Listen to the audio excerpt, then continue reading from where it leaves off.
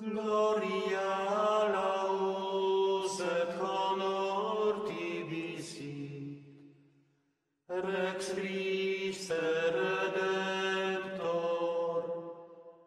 cui puer... Caros irmãos e irmãs, amigos e benfeitores franciscanos, nossa saudação de paz e bem. Estamos celebrando nesse próximo domingo o 33º domingo do tempo comum e a liturgia vai nos apresentar uma temática escatológica, ou seja, sobre o fim dos tempos. Não devemos entender este fim como final ou encerramento, mas devemos entender o fim como finalidade, meta, objetivo para o qual todos nós caminhamos. No Evangelho, Jesus nos recorda que tudo nessa vida é passageira. Diante da grandeza, da suntuosidade, da beleza do Templo de Jerusalém, que causava o espanto e a admiração de todos aqueles que por ali passavam, Jesus nos diz: há de chegar o dia em que tudo isso será destruído e não ficará pedra sobre pedra. Jesus, com essa afirmação, não está querendo nos dizer que não devemos buscar construir coisas belas e grandiosas. Não. Jesus está chamando a nossa atenção para que, além disso, devemos construir grandes e belas coisas que não se reduzem somente ao nosso tempo presente. Devemos perceber que as coisas que temos aqui no hoje e no agora da nossa história são passageiras e que nós precisamos, então, construir coisas que permaneçam, que fiquem e que deem sentido à nossa existência. Depois que Jesus afirma que tudo seria destruído e que não ficaria pedra sobre pedra, imediatamente os discípulos perguntaram: Mestre, quando acontecerá isso e quais serão os sinais que nos farão entender que chegou o momento? Quem já não se perguntou sobre o fim dos tempos? Como será? Quando acontecerá? Quais serão os sinais para nós sabermos? A mesma pergunta dos discípulos é a pergunta de tantos de nós hoje.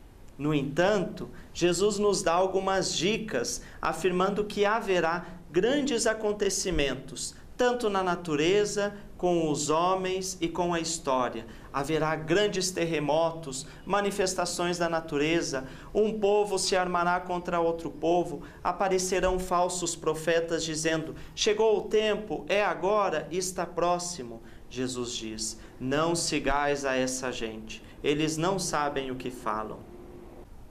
Imagino que muitos, ao ouvir essas palavras de Jesus, devem chegar à seguinte conclusão, de que o tempo então já chegou. Basta olharmos para a nossa história, quantas catástrofes naturais, quantas guerras, quantas pessoas que estão se autoproclamando aqueles que têm a verdade, aqueles que sabem de todas as coisas, inclusive sabem prever o futuro. Então, como entendermos essa mensagem de Jesus a partir desses sinais? Será que não poderíamos concluir que o tempo já chegou a partir dos sinais e das pistas que Jesus nos dá?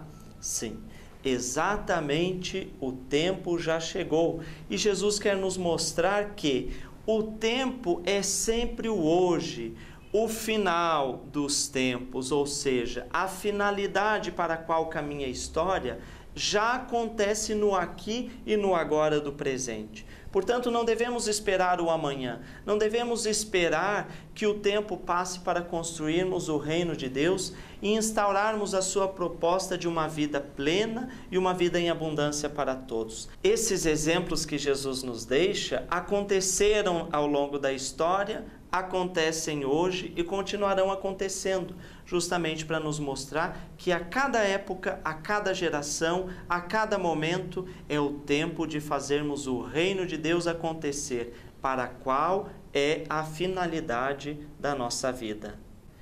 Sobretudo nos dias de hoje, em que o mundo, a sociedade quer nos fazer perder de vista o essencial, aquilo que deve ser primordial em nossas vidas.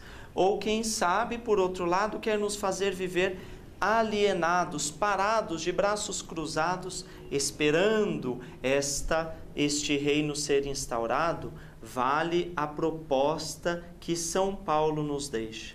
Devemos viver a cada dia, vivendo decentemente, trabalhando pelo nosso pão cotidiano, sem viver à toa, mas construindo a vida com a dignidade que é própria de todo filho de Deus, com a dignidade de todos os cristãos.